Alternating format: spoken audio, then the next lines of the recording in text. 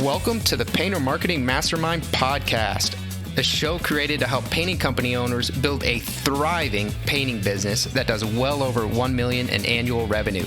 I'm your host, Brandon Pierpont, founder of Painter Marketing Pros and creator of the popular PCA educational series, Learn, Do, Grow, Marketing for Painters.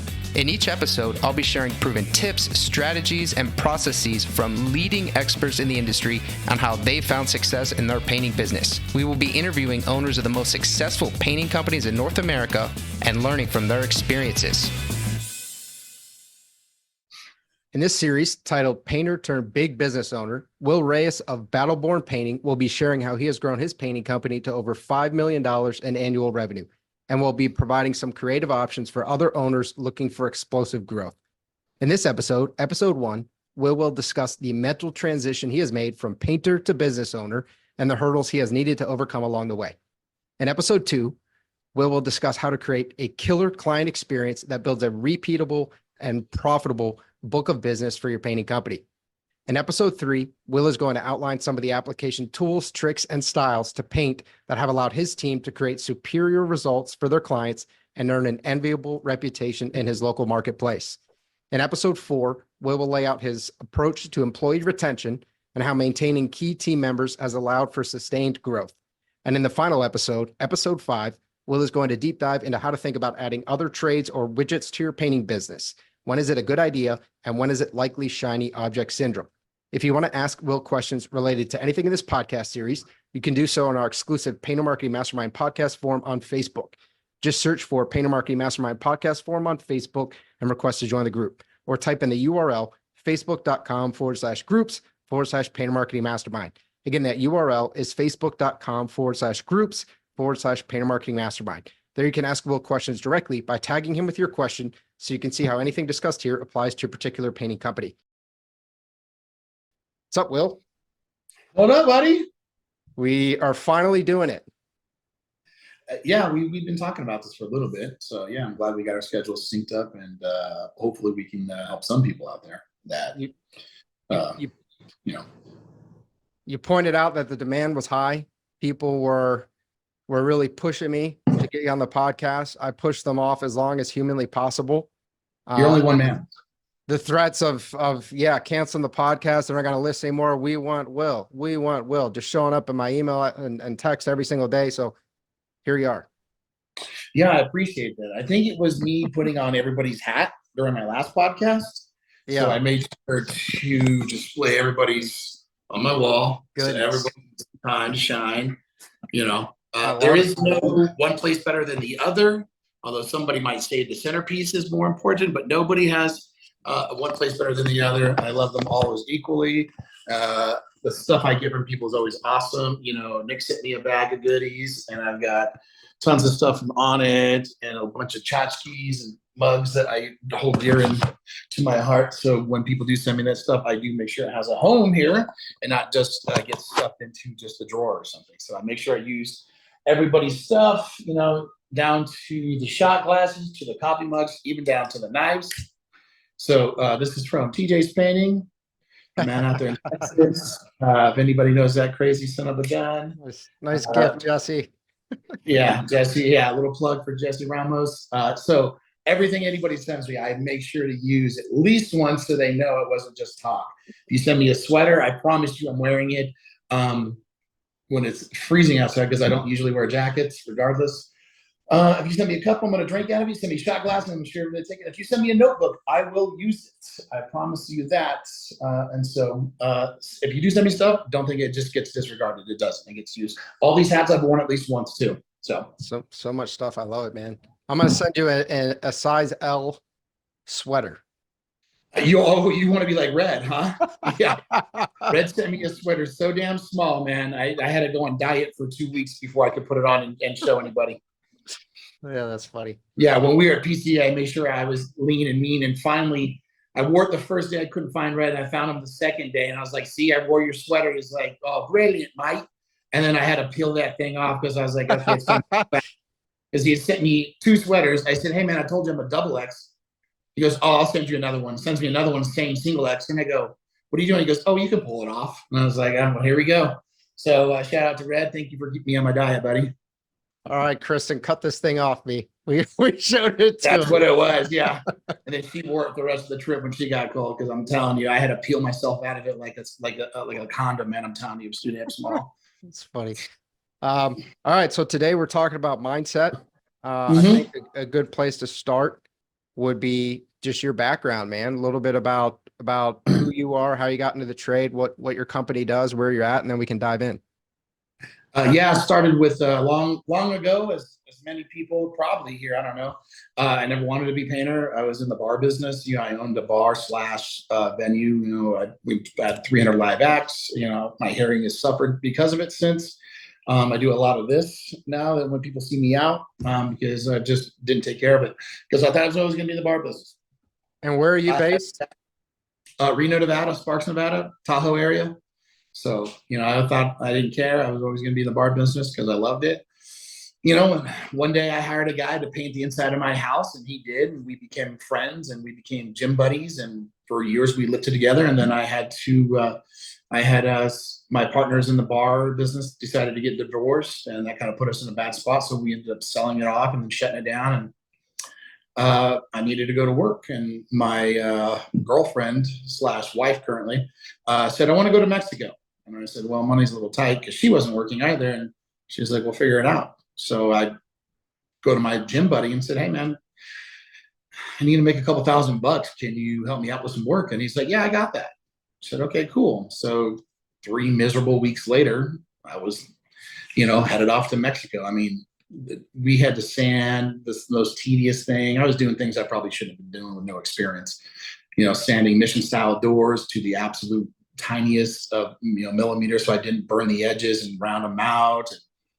Things I didn't know what I was doing. I was there miserable. Went to Mexico for 10 days and came home and hung out.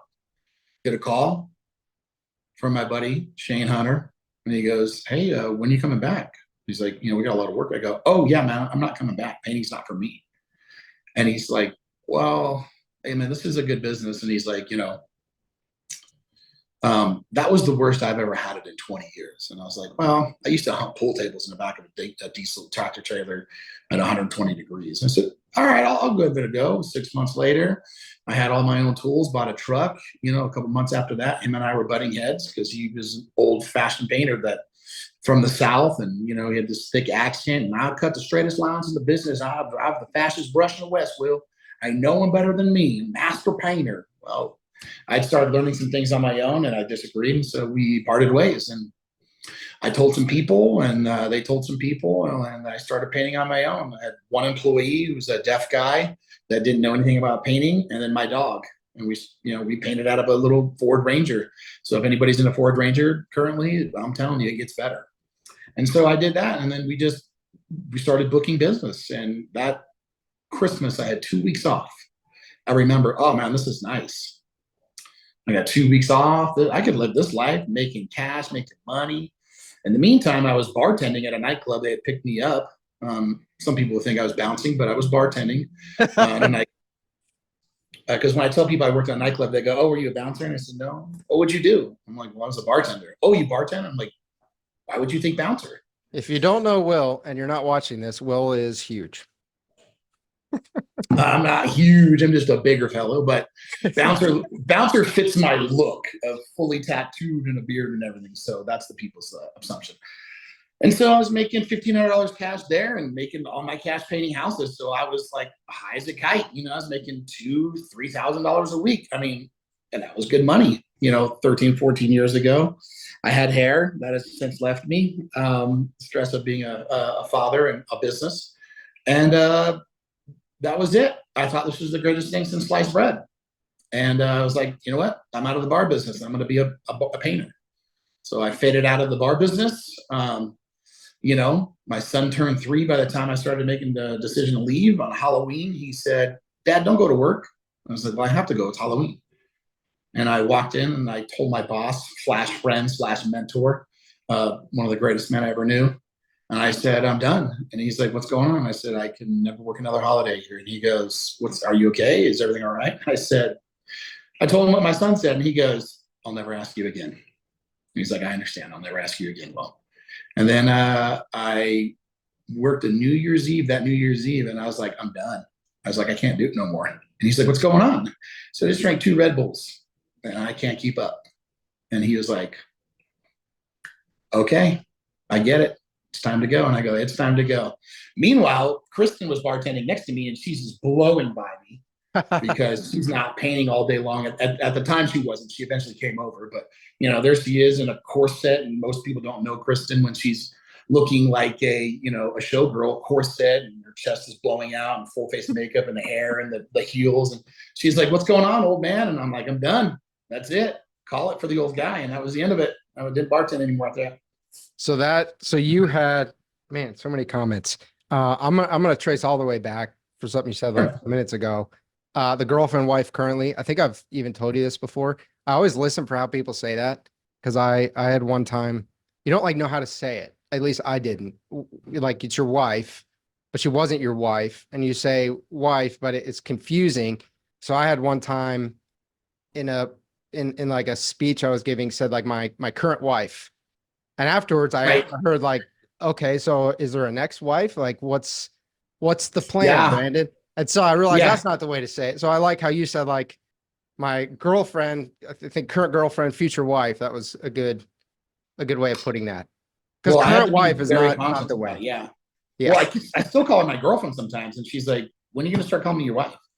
Because we've been together 28 years, 6 months and 30 days. And so it's like, I'm not keeping score, but she's been my girlfriend most of the time. Like 9.5 hours. She's been my wife for a few years. Yeah.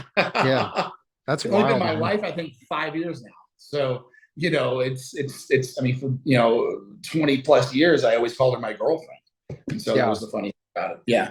Now the Halloween thing too, like one of the things I've noticed is people like events are planned on how and like not bars, like bars, obviously it's a holiday. People are going to want to go out, whatever. But I mean, even business events will sometimes get planned on Halloween. I will never, if you're listening to this, you want me or other people like me to come to your event. I will never come to an event on Halloween.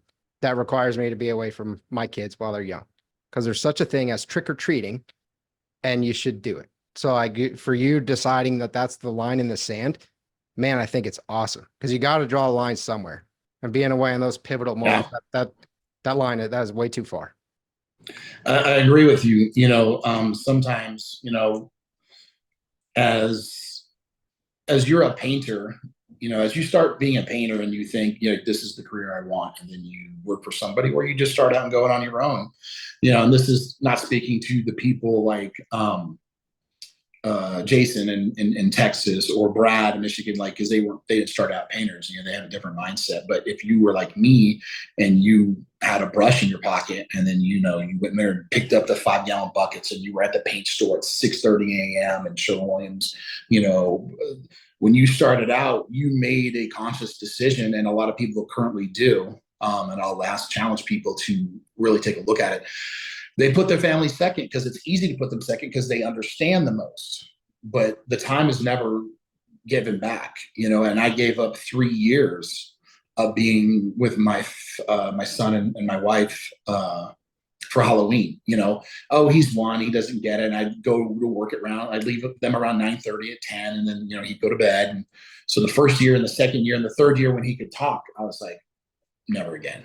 And so I started making a conscious effort to start putting my family first, because the first couple of years, and people may criticize me for this, and that's okay, I didn't make them a priority. I made building the business a priority and making sure I could provide for them. And so you can get to a point where that's understandable, but you can't keep doing that forever and ever and on and on. Yeah. And it's a tough balance. And one of the things, it's something I actually used to struggle with, still probably a little bit. But that balance between success and providing for your family and financial stability and kind of meeting your own career ambitions versus actually being there physically present, providing time, which is really the most important thing for your family. But in the beginning, when you're starting out, if you're going to get evicted, if you don't have groceries, like there is an obligation that needs to be met, some minimum, but at some point you need to draw a line in the sand. The thing that I did that I think worked really well early on was I focused on quality versus quantity. So if the quality is going to be limited, if the quantity is going to be limited, I'm going to be super dialed in during that 1 hour I get a day when maybe I want 5 hours, but I'm going to make it really, really count. and then try to expand that over time. Yeah, I agree. And as a person who started out in the blue collar side of things, when I would have people educating me on that, I would just, I didn't come from a rich family. We lived in a car at some point in our life. And, when I was growing up, we had to decide my parents had to decide, okay, well, in the wintertime, we're going to pay the power bill. And then in the summertime, we're going to pay the water bill. And we just did without one or the other. And so, these were the hard lessons that I learned. That's who they make you in your life. But, as you grow older, it's a lot easier for guys like myself and people who are still operating a painting business and painting at the same time. It's easier for us just to work hard. And, we don't have that skill set or the mindset. And it's not something you can't learn, because I did, obviously. But it took a long time and a big lesson to learn that I needed to start working, smarter, not harder. But it's so ingrained to us because that's who we are. If you need something done, guess what? I got to put 10 hours in, and you get to 10 hours. You're like, I got 2 more hours left. Well, you put 2 more hours in. And that's what I was doing. Them days are gone. And sometimes I get them every now and again. Sometimes the paint crew comes and, they said, hey, boss, why don't you come out with us today? And sometimes I will. I did it with two weeks ago. I was out with them, on a Friday, 7 to 7. But we got it knocked out, and it was fun. And, I bought everybody lunch and drinks and snacks, and we all had a good time with it. But, I'm not opposed to working another 12-hour day with my guys. But it's not something I have to do anymore. And so, I've gotten away from that. So let's get into that transition then. So you were doing the bartending, you started doing painting, you were kind of doing it both for a while, realized the bartending is too big of a sacrifice, went all in on the painting. You have one helper, driving the Ford Ranger, you're grinding, growing something, weren't really taught how to do it, but you're growing something. And so now your mindset is work hard, hustle, grind, work harder than the next guy. And I'm going to lift myself up by my bootstraps, and I'm going to get it done. But at some point, working hard in and of itself is not the answer, and actually could be counterproductive, because now you got to change your mind. How'd you start doing that? So when you started talking, you said, hey, let's do this. And I was like, I don't know if I have anything enough to say, and you're like, I think people could hear what you have to say. And you know what? Maybe I do. Maybe I have a good perspective about it. And we pushed forward through this, and I talked to some friends, and I was like, hey, what do you think about this? And some guys like Chris Moll made a great, strong recommendations. Ron Adams Paint Tigers, Chris Moll's painting, my wife, Kristen, we all talked about it. And in terms of this podcast. Yeah, because I wanted to make sure I was giving out the most raw information and the most correct information to me. Now, everything I say is not going to be perfect for everybody. It's not going to work for everybody. But I can tell you this, if you're painting right now and there's a brush in your hand and you're listening to this, I will probably be the most accurate person that you've listened to in probably a long time, because I've been there. I've been on a ladder with my ears in a podcast, one ear in a podcast and the other one making sure no one's falling off a ladder, or when a client comes out. And so it was important for me to make sure I was bringing some content that was going to be relatable. And I can tell you what the first step for me, and I wrote it down, was it came in an order of education, pride, ego, mentors, action, and then, painting, and then the family was the reason why we did it all for me. There are people out there that don't have kids, and there's nothing wrong with that. They don't have a family, and, they're just loving life, and that's great too. But this is what did it for me, and my first step was education. Josh was Albright, which was probably my first mentor, whether he wants to admit it or not, or, if he wants to let anybody know. I met Josh at a Sherwin-Williams, like a continuing education. It was like, come see this guy, he's doing great in LA, and he gave out some advice, and nobody in that room wrote down anything. Nobody in that room really took to heart what he said, which was blowing me away, because here's a guy who's doing insanely well, who's having Sherwin-Williams flying across the country just to talk. And so I wrote down what he said, and I started doing what he said, and then things started turning out real well. He gave me 3 solid pieces of advice, and if anybody's ever seen Josh speak, he'll say the same things. And the most important thing he said was write a story about yourself in the day, in the life of 5 years from now. Not how you get there, just a story. And he explained, and he showed his story. And if you've ever seen Josh speak, he has his little story written down, and he's got plastic and unwraps it every time he speaks in front of a crowd. Second thing he said was it's very important to have a mentor and to mentor somebody, and which I agreed, because I did a lot of that too. and the other various things that I did through my life. And so, unbeknownst to Josh, he was going to become one of my mentors, whether he liked it or not. Now, maybe he wasn't a super fan of me, but like a small fungus, I'll grow. And then the last thing he said, and business was going good. I followed the first step and followed the second step, and business was going great. And it didn't really take off until I accepted his third piece of advice. And his advice was, give back. Give back as much as you can. If you can give $1, give $1. If you can get $100, you can give $100. If it's 1,000, you can give you 1,000. And he made sure to stress out, like, don't lose your car payment. Don't give away your rent money or your mortgage. But if you can afford to give away something and give back to your community, it was your job to do it.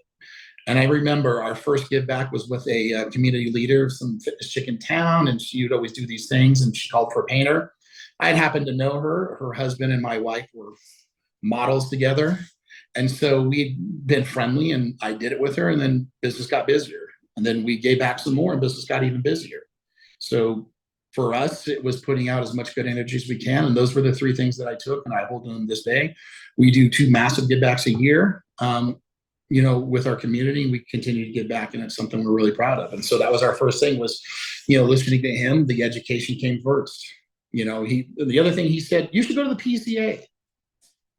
I highly recommend joining it. Well, I went, I think 2 or 3 years, and I never saw Josh there, And then one day I ran into one of his guys, and we were like, hey, it's you. And I'd make a couple phone calls for him 3 years.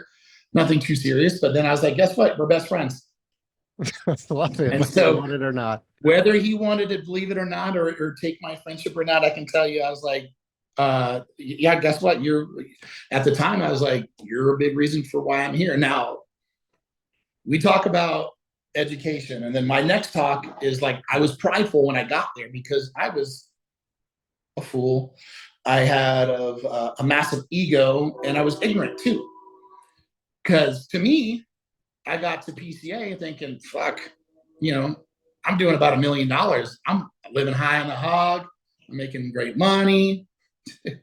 I got to PCA, and I didn't realize how small I was. I was walking around, and you go to find out you got guys doing 2 million, 3 million, 5 million, 10 million. First guys I met there were doing 15 million a piece in commercial repaints. And that we're still friends today. They're out of Texas. They're good guys. Jason Parrott, and not to be confused with Jason Phillips, but Jason Parrott and Brian Shanahan. And so they're good dudes. And, they gave me some solid advice, and I kept coming back to the PCA. Some things happened to me, and that was my pride that had to get checked. I had such a big ego about everything, thinking I was this, king of the hill here. Boy, man, I was a fool walking in there. I just hope no one thought me as big of a fool as I really thought of myself. So, you go into the PCA and you learn, I know people that don't go back there anymore because it's not a great experience for them, but it's always been a good one for me. And so without the PCA and the people that I met and friends, and then along the way, I picked up more people that would mentor me, whether they wanted it or not. I had met all these unwilling mentors along the way and friends. Exactly. If I've got something to learn from you, I promise I'm going to take it, regardless if you want to give it to me or not. I'll catch you slipping. You'll accidentally went to hit end on the phone and put me through voicemail, sucking up your time and everything you got to teach me. So, that was it. I met a robust, round Jason Phillips, which people don't know today, because he wasn't as prominent as he was when I first met him. But when I first met him, he was a round face, a chubbier version of what he is, not the lean, spelt, 1,000-day straight working out machine that he is today currently. But whether Jason wanted to or not, I was like, this guy has a lot to learn, or this guy has a lot to teach me. And so I suckered him to getting his phone number, and he was like, okay. And then that's it. I was like, guess what? Young, naive Jason. Yeah, you're my best friend now. And he's like, okay. And so I pestered him until he let me come to his shop. And those are the guys that mentor me. And, and I don't get a ton of their time when I do get it, but when I do get it, it's very important because, and those weren't the only 2 mentors that I had, but those were the 2 biggest painting mentors I'd say were the biggest influence for me in the painting world. I have other people that call that, do insanely well in life, and they've got nothing to do with painting. A good mentor friend of mine picks up fry oil and sells it, And so, another one of mine is a landscaper. So if you can find mentors, find them, because I can tell you it's more important than you would realize that somebody's out there already paying for the lesson that you're about to learn, and inexpensive. And they're real expensive. Yeah, lessons are very, very expensive to learn on your own. So I think one of the key tenets of success that I think almost the key tenet of success is just action, right? Like persistent. That's the next thing. That's the next thing right after mentors. See, you and I we're sharing the same brain. We're right there. But like your pursuit of mentors, like relentless pursuit and ability to withstand rejection, whether direct or implied, from people is Exactly. persistent action, right? And you talk to all these painting company owners who lament X, Y, or Z, right? Their market isn't good, or this isn't good, and you ask like, hey, have you called every past lead, every past customer? Have you knocked on doors? Oh no, we don't do that. Why don't you knock on doors? Ask them like a month later. How many doors have you knocked on? 0.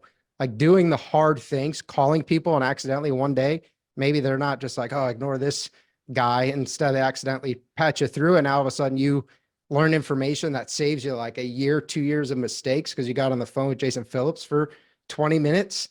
I mean, not a lot of people are doing that. I agree. Everybody called Jason Phillips. We're going to give you his phone number. We're going to blast him. Yeah. 8675-309. Jason Phillips, call me anytime you need. He's a solid guy. Right. I mean, you can call him, but if he answers, that's a thin one. If he answers, it's got to keep trying. I didn't answer. Yeah.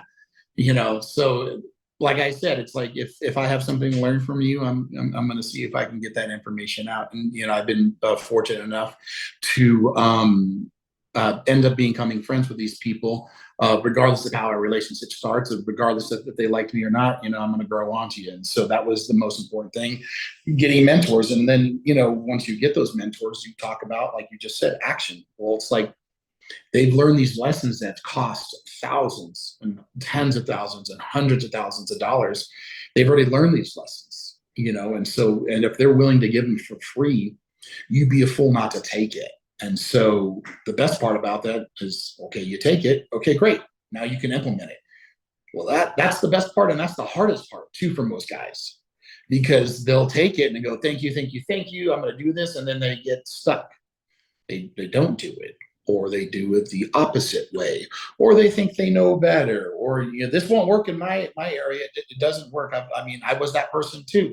I learned some hard lessons, being that guy and thinking I knew more. We worked with a company called Pentec out of Minnesota, real great company. I can't say enough positive things about them. We don't work together with them anymore. We went our own ways. We had some differences, but I can tell you right now, incredible training program. And they said the same thing to me. Hey, Will, we've got this program. It works. Trust us. I didn't do it. I thought I knew better. It won't work in my area. It won't work in my area. Well, what I was doing wasn't working. So I tried what they were doing, and guess what? It worked. So, as you're growing, you still have this pride, this bravado, and this ego sometimes that needs to be checked. And sometimes we forget about it. And it's a lesson you shouldn't forget. You should constantly be learning. Apologies, man. I did not charge this iPad up. So I think finding people who are well beyond you is a good way to check that, right? It checks your ego, shows you're not that great. There's always somebody beyond you, unless you're like Jeff Bezos or something, which nobody I've ever talked to is. Then we have people who are beyond us. In the 100% agreed. 100% agreed. And that's what's great about it, is that there's so many guys in the painting community. And I say community because, I have friends that are electricians. I have friends that are plumbers and framers.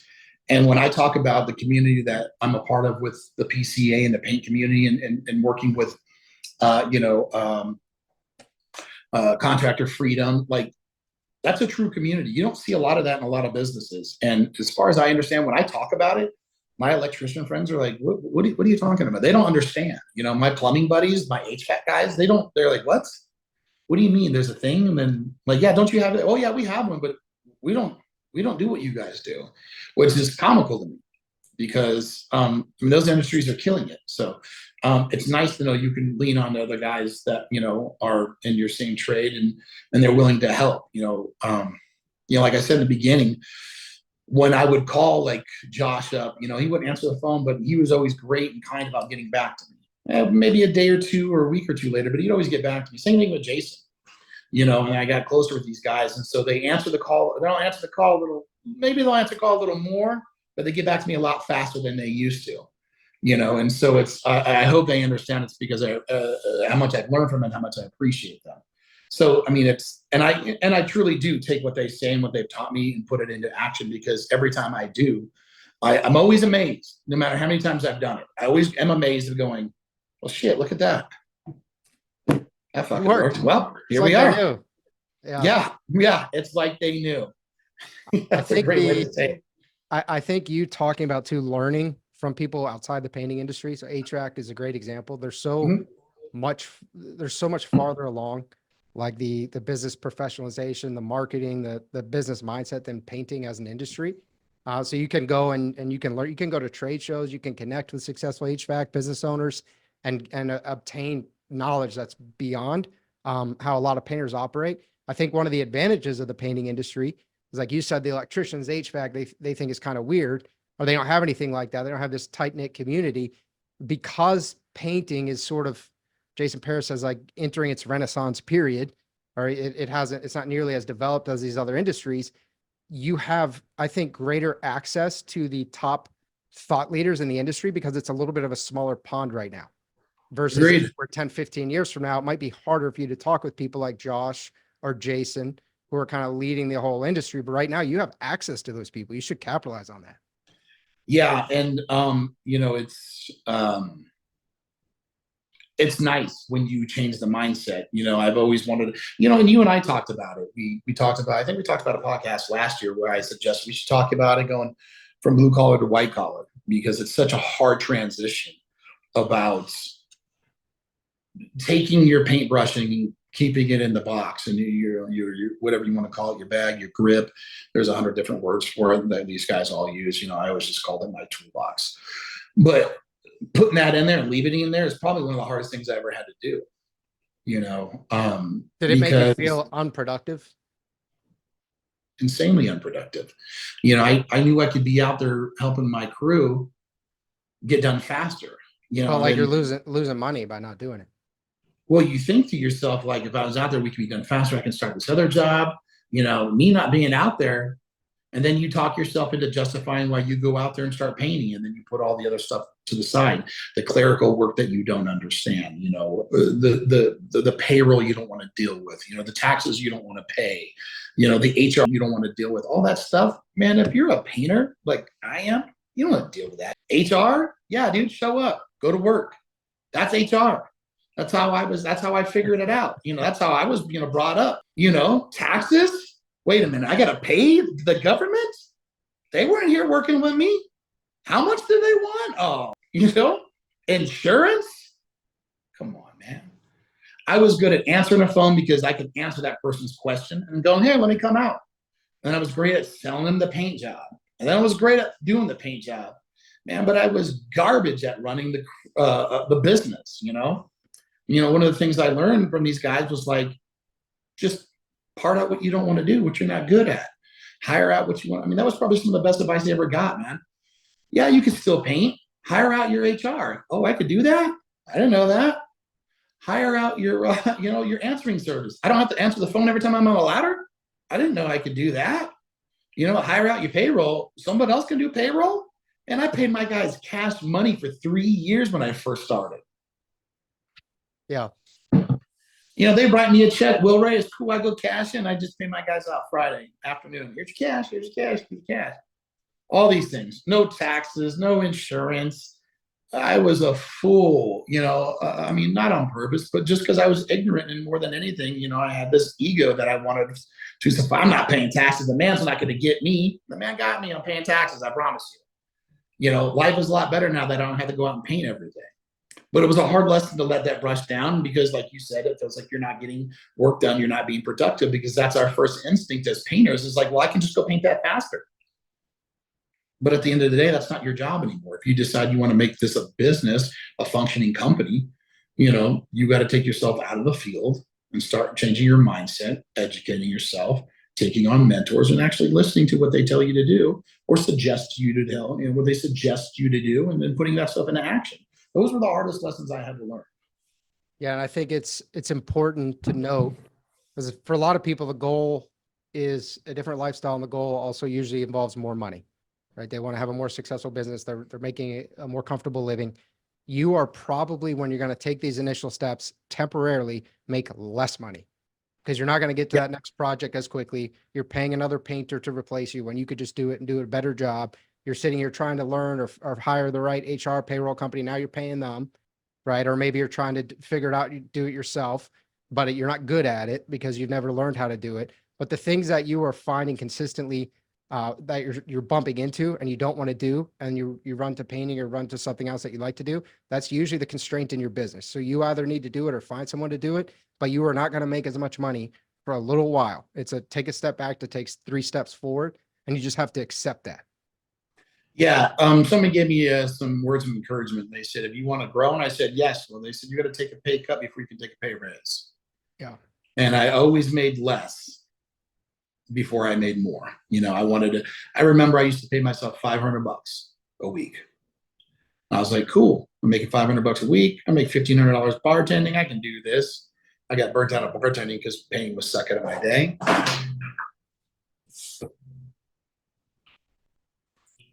It wasn't the Painter Marketing Pros hat. We're good. I'm telling, no, definitely not. That one will stay up forever. That's got the strength of the Lord. Somebody else's. I'm telling you, that was, oh my goodness. Oh wait, holy shit.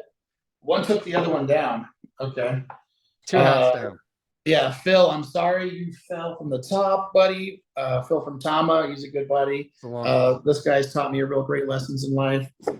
He may not know it, but he has. And then this guy right here. Sorry, Nick, your house was a casualty of Phil's. So if you get a problem, just take it up with Phil. Hey, Nick, if you got beef, just take it up with Phil. He's not that tough. Phil's one of your best friends, whether he knows it or wants it or. Phil became my best friend. I think I became Phil's best friend. We were in Nashville, Tennessee, and we were with another painter that was getting pretty wild, and he was starting to draw a crowd of guys that weren't comfortable with his brand of drinking.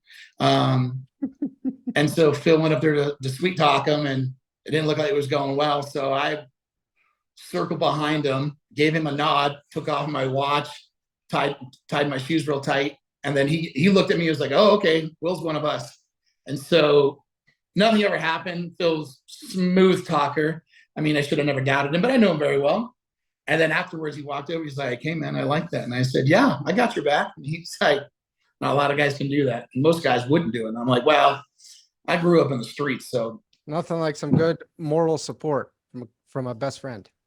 Yeah. So, well, I mean, Phil became my best friend when he stole my jacket. A lot of people don't know the story, but we were in Nashville and we went to Top Golf and it was cold. And I had an extra jacket in my backpack. And I said, oh, yeah, I've got an extra jacket. And he goes, oh, thanks, man. I didn't think it was be this cold. And he took it and he was so proud because it fit him.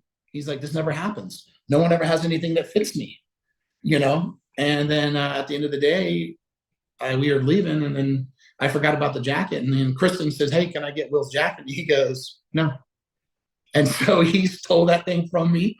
And he'll wear it every now and again, then tag me in it, or he'll send me a picture like, hey, look how cool this jacket is. So that's how we became best friends. So awesome. Phil, Phil's a solid guy, man. If anybody knows Phil Tama Painting, please.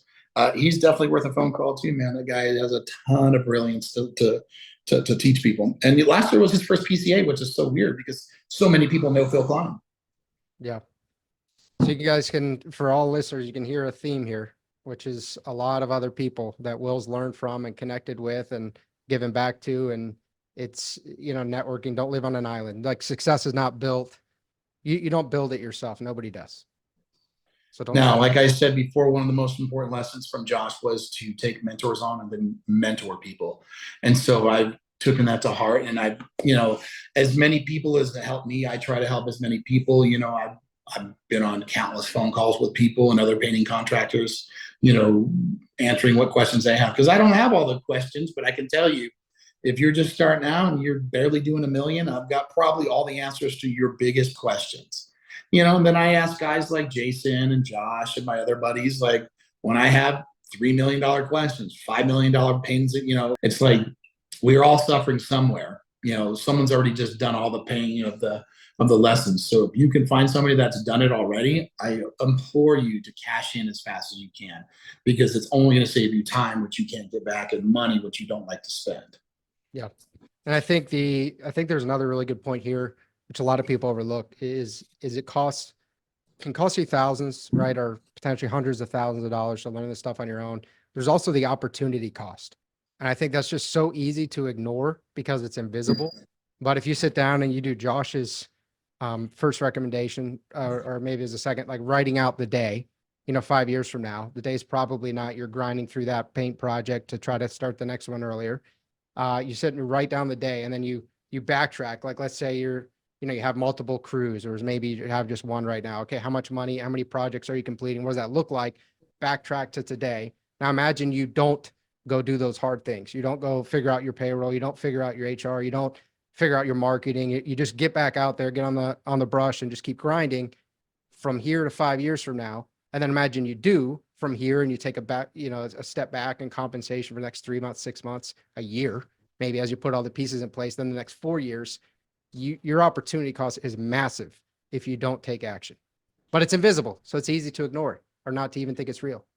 Well, you're 100% correct on that. And the sad part about it is that all that time you could be capitalizing, you completely wasted, and you can never get that time back. You can't reverse the clock. Tomorrow is always going to be tomorrow, and yesterday is never coming back to you. So you might as well invest your time instead of blowing it. So I agree with you 100% right there. That's probably the biggest thing that, if anybody takes away from this, is that, like, your time is so precious. And if you've got the opportunity to capitalize on a lesson that somebody else has already learned, please, please, please do it. Yeah. But then, like you said, with the action, because information's never been more accessible, right? There's, right now there's Contractor Impact. Tanner's putting on his event. A lot of good speakers. I'm speaking at that tomorrow. I just spent my morning listening to a bunch of people, listen to Tommy Mello, listen to a bunch of great speakers. And that's great. Like, if I just hear it and I don't implement it, if I don't implement anything Tommy said about training, incentivizing the team, building small scale up, and the way he did it, then what did it really do for me? And I think there's so many YouTube, there's so many books, there's so many things, podcasts, people listening to this podcast. Like, thank you for listening. But if you don't actually ever implement anything, you might as well just start turning on some music, because nothing happens until you take action. Agreed. I agreed with you 100%. I was that person for many years. I would hear it, listen to it, and then just think I knew more, and then I started to turn a corner about 5 years ago, where I just started submitting to what I was taught. And then that started working, and then I get a little more, and that started working. And then I started making more calls to the people that I admire in the business, and that started working. And then I started implementing the action. And then, I started realizing that, and for some people this is okay, but for me, painting became more of a job. And it wasn't, it wasn't a business, it wasn't a company. And that's really what I wanted. In my opinion, I took my painting job, turned it into a business, and now we run it like a company. And that gives me more time to be with my family. Yeah. And that's, what's the most important thing to me. And so that, to me, is like, you can never get that back. And this is coming from somebody, who's, I'm a diehard workaholic. When people ask me all the time, like, hey, what do you do for fun? And I'm like, what do I do for fun? I work. I love it. And they go, oh man, you got to paint. I go, I love painting. People think it's funny, they're like, oh really? I'm like, yeah. What are you doing this weekend? Oh, I got to paint a house. We couldn't get it in the schedule and they wanted it done. So I said, yeah, I'll go do it. My team thinks it's funny, but I love it, man. I love getting out to a house, meeting new people, shaking their hands, taking a house, and then, in a day or two, making it look brand new. Like, that's enjoyable for me. It's very, It's calm. It's very simple. I don't have to worry about the phone ringing. I don't have to worry about answering questions about HR or, employees or, hey, my PTO didn't study.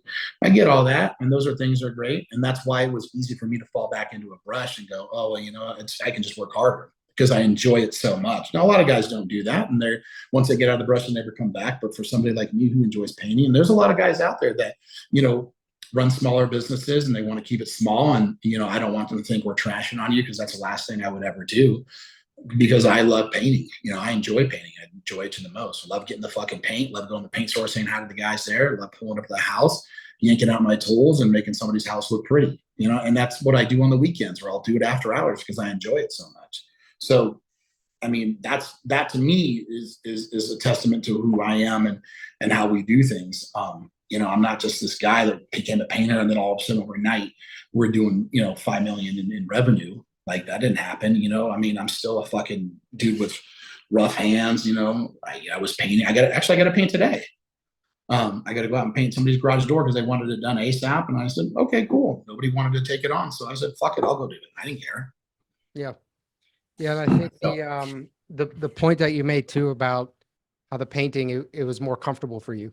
Right. And so it was easy for you to slip back into that. I think that's what happens for a lot of people, not just with painting, but anything in business. Again, it's like that thing you hate that you keep bumping into. That's like, and then so you go back to what you're good at or what you feel comfortable with or what you like doing. That's probably your limiting factor right there. So the everything you want is on the other side of your comfort zone, right? You have to. 100. Yeah, you fucking could have done better, man. We all go back to what's the easiest thing for us to do. And for a lot of us that paint, that was the easiest thing to do. I don't want to do a payroll. I'd rather go paint because then you justify it. We got to get this job done. I got to get out there. So you can put it on the back burner. Did I pay the payroll taxes? I got to get out there. I got to get this job done or I won't get the money for the payroll taxes because I didn't do it right. So, when guys are listening to this, you're not alone. I was there.